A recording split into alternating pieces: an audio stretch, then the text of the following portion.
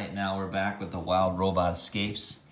I'm going to open up, start on chapter 6, and go from there. My hope is to get another 5 chapters in today through chapter 10, but we'll see. Here's my little faction strip here as my bookmark. Okay, so chapter 6, The Monster. The cows were munching hay in their stalls when the big barn door slid open and a mechanical monster stomped in from the rain. The creature marched down the center aisle, her footsteps echoing through the cavernous space until she found an empty corner. And there she stood, in the shadows, as the storm began to rage outside. Everybody listened as the rain poured and the wind howled and the thunder cracked. By midnight, the storm had blown over and there was only a gentle sprinkling on the roof. But the herd couldn't rest with that monster lurking in the corner. Cows began quietly moving to each other. What's the monster doing? She hasn't moved in hours. I bet she's waiting to eat us in our sleep.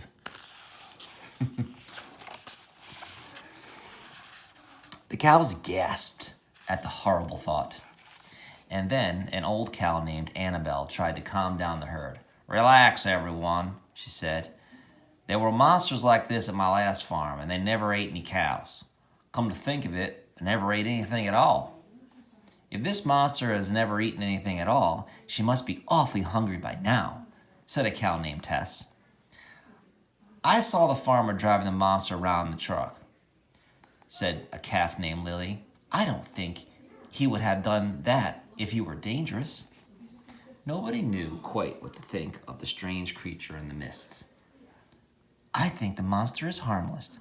I think the monster is unnatural. I think the monster is moving. The herd fell silent as the monster marched out from the shadows and into the middle of the barn.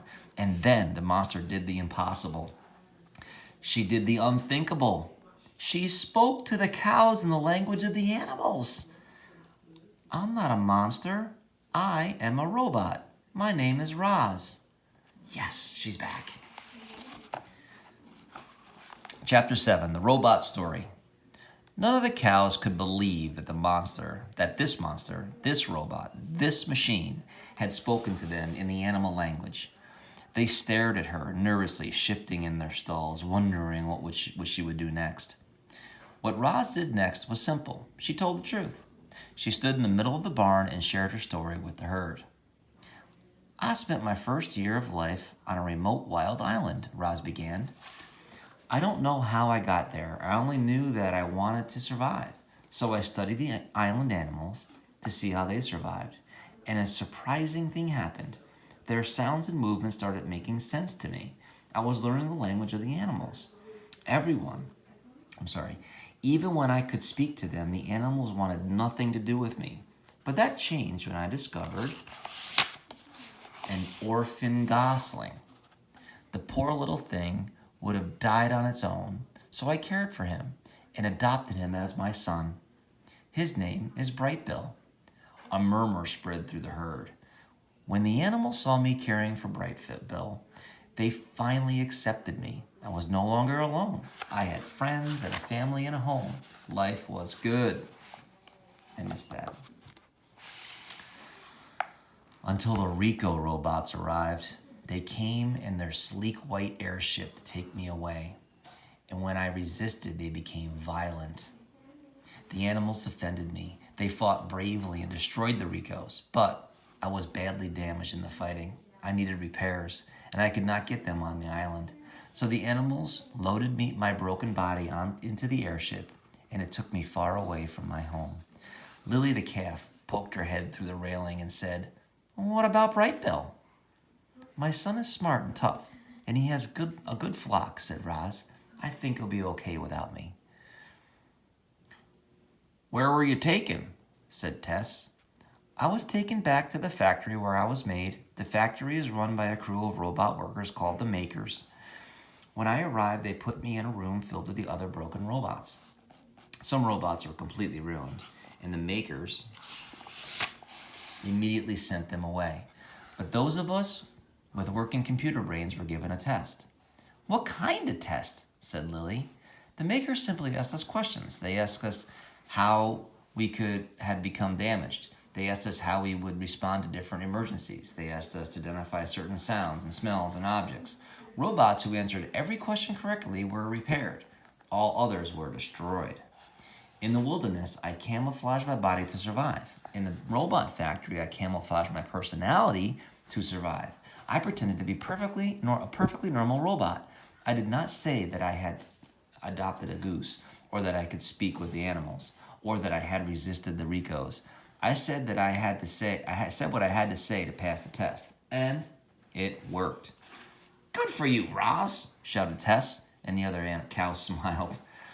The maker shut me off, and when I woke, my body was fixed, and I was on this farm. Now, like all of you, I belong to Mr. Sharif. The cows stopped smiling. Everyone was quiet.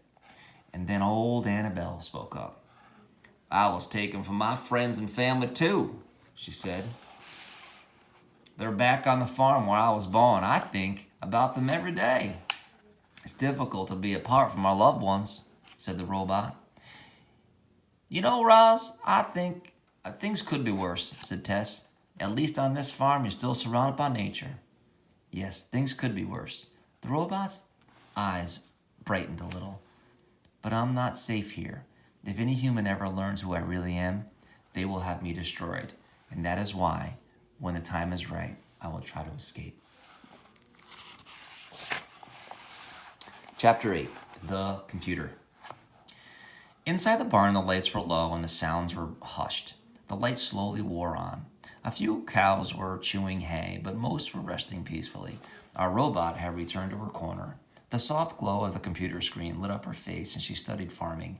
She learned about the herd, about the pasture and the fields, and about the native plants and wildlife, about the seasons and the climate and the weather, about the machines and the buildings and the fences and the tools and all the dairy equipment. Every detail was perfectly remembered in the robot's computer brain, and in a single night, Roz became a farmer. Chapter 9, The First Day. At dawn, the cows began to stir. One by one, they walked out the side door, across the muddy barnyard and into the parlor for a quick milking before heading down to the pasture. They followed the same routine every morning, like clockwork. However, on this morning, the cows were joined by a robot. With her computer brain full of farming knowledge, Roz was ready for her first day on the job. She stomped through the tall, wet grass. Her head slowly turned as she scanned the scenery. The sun was rising, the fog was lifting, the cows were grazing, and the whole world seemed to flip upside down. Before Roz knew what was happening, she was on her back looking up at the sky. A long stretch filled the air. Our robot had slipped on cow dung. Ew. The herd erupted into laughter. Tess called out, "Welcome to Hilltop Farm, Roz!" which brought another round of snorts and moos. "You'll have to get used to cow patties and to laughing," said old Annabelle, strolling over. "Not much happens around here, so we're always eager to laugh." "I understand," said Roz. "I like laughing too." And she forced out an awkward ha ha ha. Then the robot stood up and wiped her feet and continued exploring the farm. But she was more careful to watch where she stepped. The fields and buildings and fences were all in need of Roz's attention.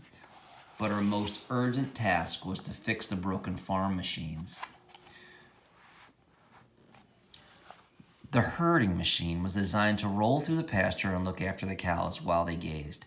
But it had gotten stuck in the mud and was becoming a popular hangout for birds. The field machine was gigantic, like a house on wheels. It was designed to roam the fields, planting and fertilizing and harvesting the feed crops.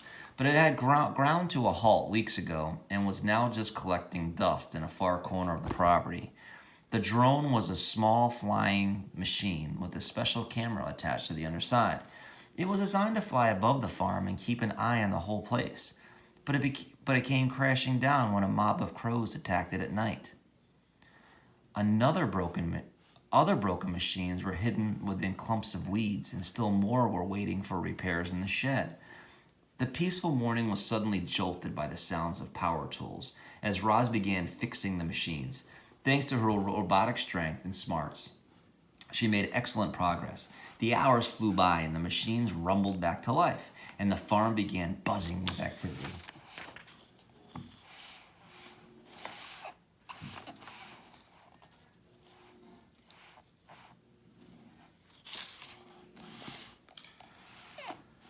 At sunset, Rambler came bouncing down the driveway with the Sharifs in the front and Oscar in the back.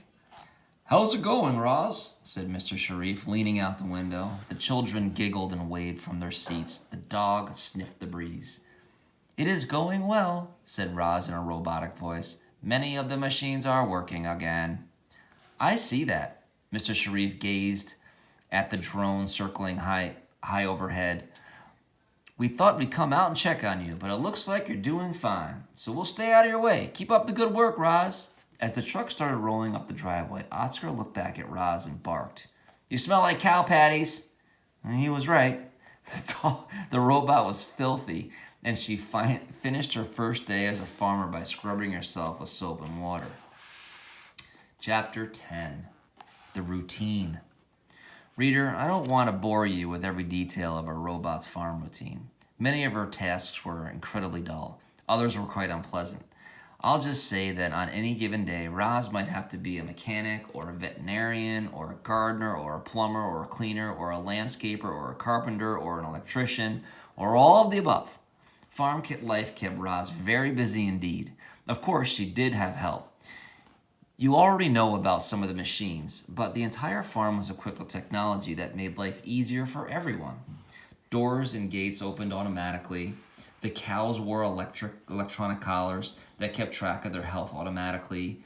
When a cow's udders were full, she simply had to stroll into the parlor where she was milked by gentle machines automatically.